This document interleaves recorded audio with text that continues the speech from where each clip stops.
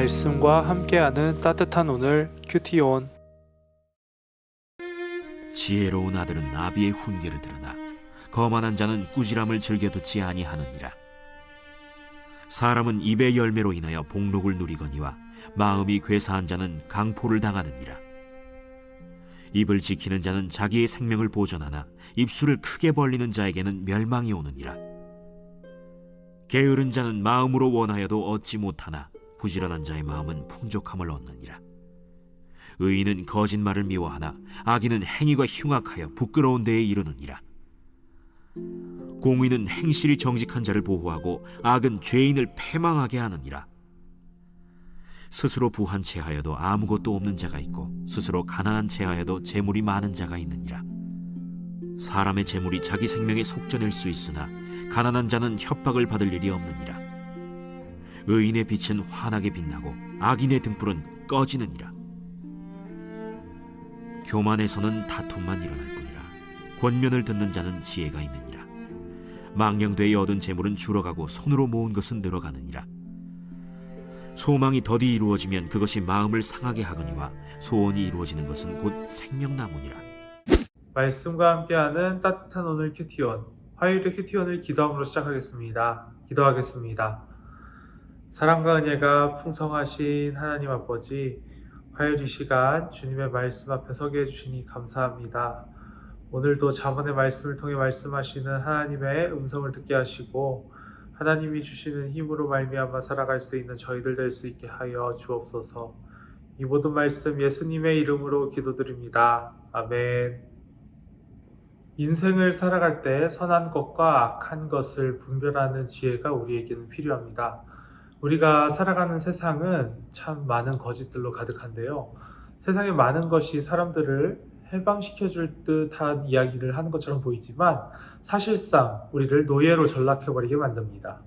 세상의 허망한 것에 노예가 되지 않기 위해서는 지혜가 필요합니다.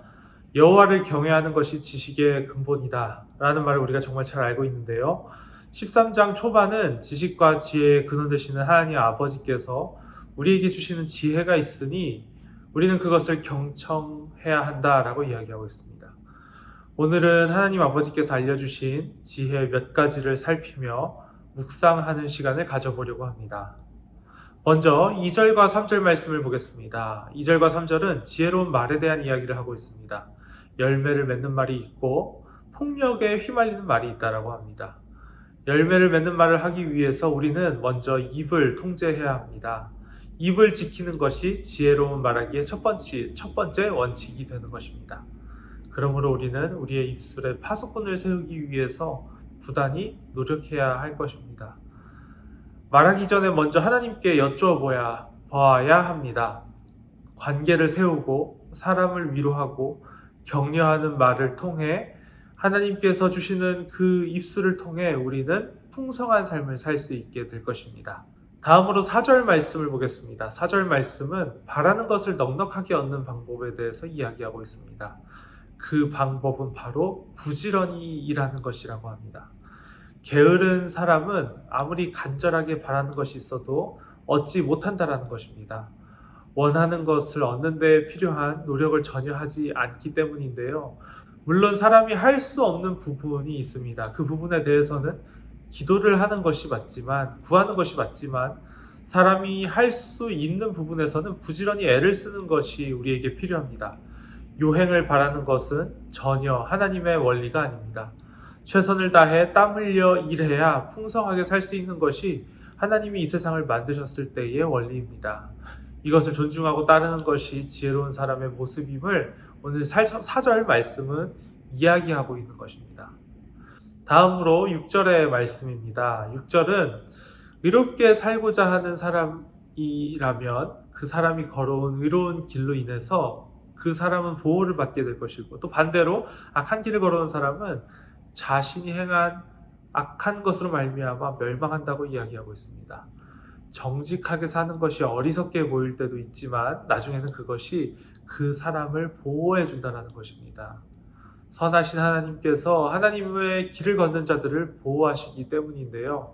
선하고 능력 많으신 하나님을 의식하며 살아가는 사람, 그런 그리스도인들, 하나님의 자녀만이 누릴 수 있는 하나님의 보호하심을 우리는 지혜라고 여기는 것입니다.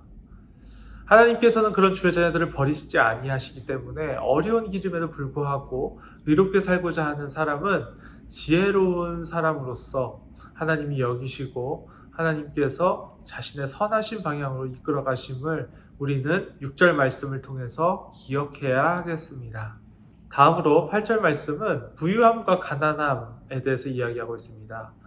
부유함과 가난함 모두 나름의 특징이 있다라고 이야기합니다. 속전은 자신의 목숨을 살리는 대가를 이야기하는 것인데요. 부유한 자의 재물이 자신의 목숨을 살릴 때가 있다면 또 가난한 자는 생명의 위협을 받을 일조차 없다라고 이야기하고 있습니다. 사실 이것은 나름의 장점이 있다라고 특징이 있다라고 이야기하기보다는 물질이 있는 인생과 없는 인생이 별반 다름이 없음을 이야기하고 있는 것입니다. 다시 해석해서 말하자면 인생에 있어서 물질이 중요한 기준이 될 수 없다라는 것을 이야기하는 것입니다. 이것을 깨닫는 것이 지혜라고 오늘 잠언 말씀이 이야기하고 있습니다. 그러나 많은 사람들이 하나님의 원리와 지혜를 받아들이지 못하고 더욱 많은 물질을 향해 나아갑니다. 물질을 쫓다가 많은 것을 잃는 경우도 종종 보게 됩니다. 빌립보서 4장 12절에서 사도 바울은 이렇게 고백합니다. 풍부함에 처할 줄도 알고 비천함에 처할 줄도 아는 일체의 비결 곧 지혜를 가졌다고 말입니다. 그리스도인들은 이러한 지혜를 가지는 사람입니다. 오늘 이렇게 살펴본 잠언의 말씀은 참 지키기 어려운 것들로 채워져 있습니다. 내 입에 파수꾼을 세우고 부지런하게 살아가며 의로운 길을 추구하고 물질에 초연해지는 삶, 이 모든 것을 완벽하게 지킬 수는 없을지라도 하나님 아버지의 귀한 지혜를 마음속에 새기며 하나님이 주신 지혜에 더욱 가까이 가는 저와 여러분이 될 수 있으면 좋겠습니다. 오늘의 묵상 질문입니다. 나의 가장 연약한 부분. 오늘 살펴보았던 이 4가지 중에서 나의 가장 연약한 부분은 무엇인가요? 함께 생각해보며 하나님께 구하며 하나님께 힘을 구하고 능력을 구하며 나아가는 저와 여러분이 될 수 있으면 좋겠습니다. 기도하겠습니다.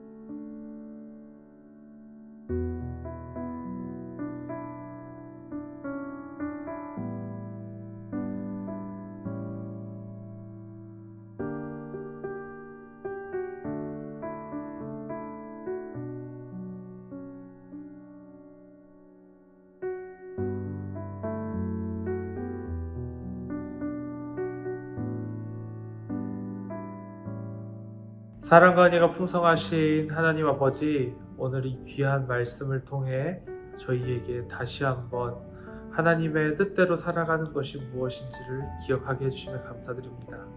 하나님, 너무나도 당연한 것이고 잘 알고 있는 것이지만 이것을 내 인생에서 해내기가 참 어렵습니다.